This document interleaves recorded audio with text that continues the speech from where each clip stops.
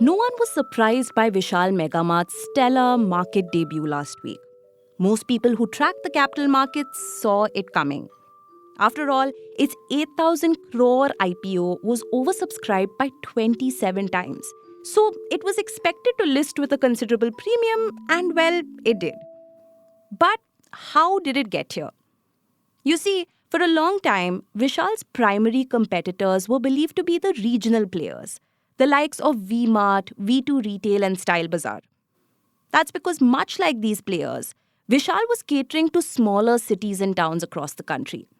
In fact, 3 out of 4 of its stores are still located in smaller cities. But over the last few years, it has managed to leapfrog most of its regional rivals. The numbers speak for themselves.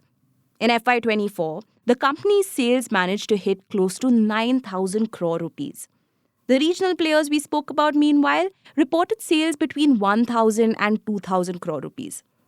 And that's exactly why Vishal has been able to convince some analysts and investors to mention it in the same breath as two of the biggest value retailers in the country. I'm talking about DMart and Trend subsidiary Zudio. Now, these two retailers are considered the gold standard for running efficient and profitable retail businesses.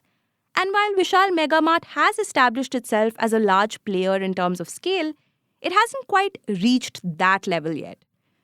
For context, DMart sales were 5 times higher in FY24, while trends were also considerably higher at about 12,000 crore rupees. In addition to that, Vishal Megamart's core market is also considerably different. So while Vishal caters to smaller cities, both Trent and DMart primarily focus on Tier 1 cities.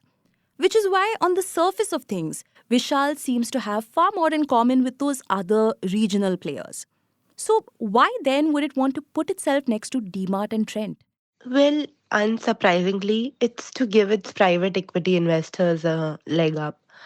In fact, Guninder Kapoor, Vishal Megamart's CEO, had said earlier just that. Remember, this is a largely PE owned company, and the investor has been invested for 6 years. So, this is essentially a dilution of their stake and an effort to make it a publicly listed company. So, from investors, an IPO is a golden ticket. We've seen that to be the case with other retailers as well. Consider their peers like V2 Retail, Style Bazaar, for example. That was the Ken reporter Akriti Bhalla. You see, the comparison to DMart and Trent, the two big dogs of the retail space, has given Vishal a very compelling story to tell about itself. And in this episode, we are going to decode that story. We are going to delve further into Vishal Megamart's current position in India's retail landscape, and we're also going to talk about how it got here. Welcome to Daybreak, a business podcast from the Ken. I'm your host Rahel Philippos, and I'll be joining my colleague Snigdha Sharma every day of the week to bring you one business story that is worth understanding and worth your time. Today is Tuesday, the 24th of December.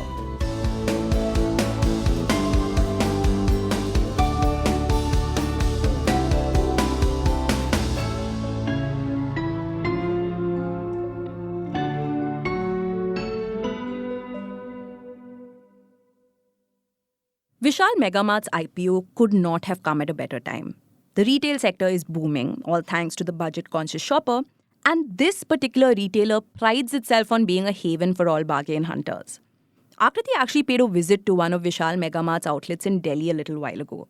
And as soon as she entered, she was greeted by a visual overload of products. They were literally crammed into every visible nook and cranny.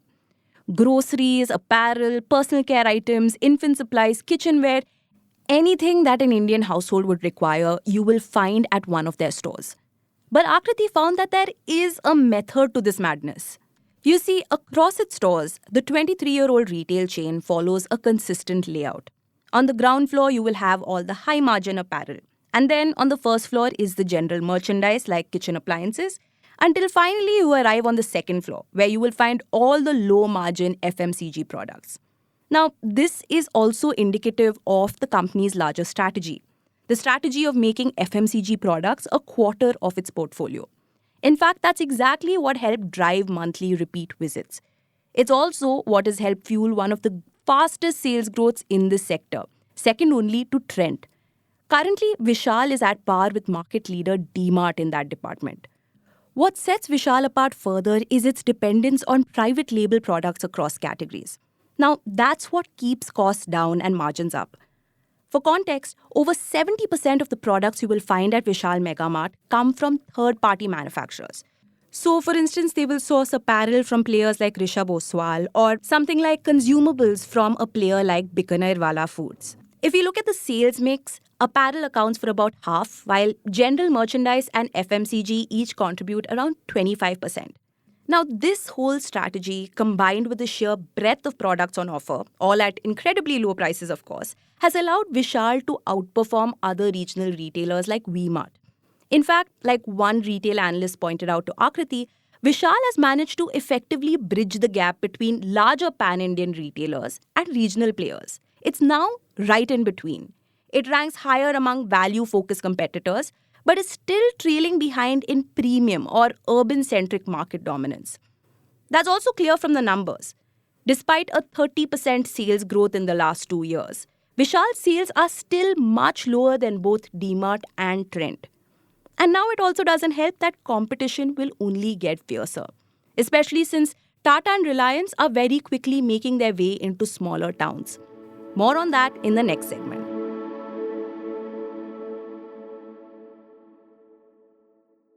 Vishal Megamart's huge success in the small town retail battle has a lot to do with the success of Zudio. Allow me to explain.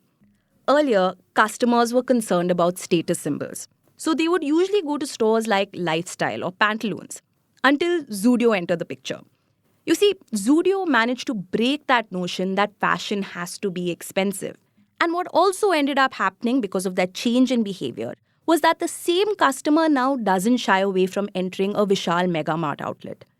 Today, aspirational retail accounts for 90 to 95% of the total retail market. Analysts expect that the current market, with about 8 to 10 value retailers, will eventually consolidate to just 4 to 5 players in the coming years. Here, Trent leads the majority of retailers in terms of profitability. In terms of EBITDA margins, it is way ahead of other diversified retailers, Vishal Megamart included. To keep up, Vishal has had to tweak its strategy a fair bit, starting with shifting its focus from mostly apparel. Much like its counterparts, it has pivoted to categories like home furnishings, staples, and appliances. And its CEO, Gunender Kapoor, is the brains behind the switch. He has been with the company since 2011, when private equity firm TPG Capital and Indian conglomerate Shriram Group took over from the company's founder, Ramchandra Agarwal. 7 years later, it was sold to Kedara Capital and Partners Group. Kapoor remains CEO. In fact, he is an investor CEO. He holds about 2% of the company. Anyway, the point is that he had a big role to play in making FMCG a core part of Vishal Megamart's business. And it was a strategy that really worked because it encouraged customers to return every month to purchase their essentials. And every time they would come, they would also end up adding higher margin items like apparel to their baskets. That's also where the distinction between small and large retailers lie.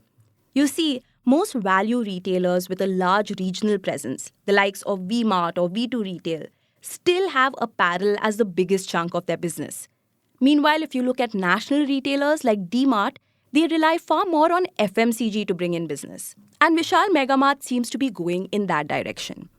But the thing is, it is very hard to keep up.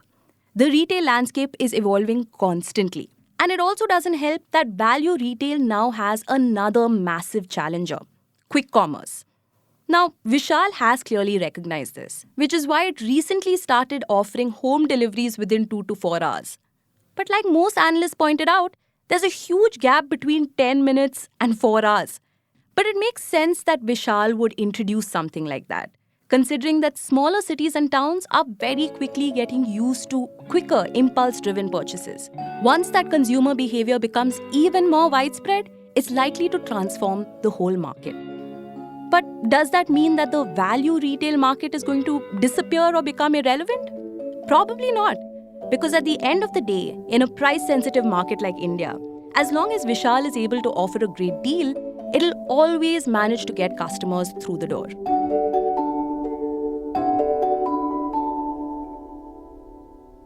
Daybreak is produced from the newsroom of The Ken, India's first subscriber-focused business news platform. What you're listening to is just a small sample of our subscriber-only offerings.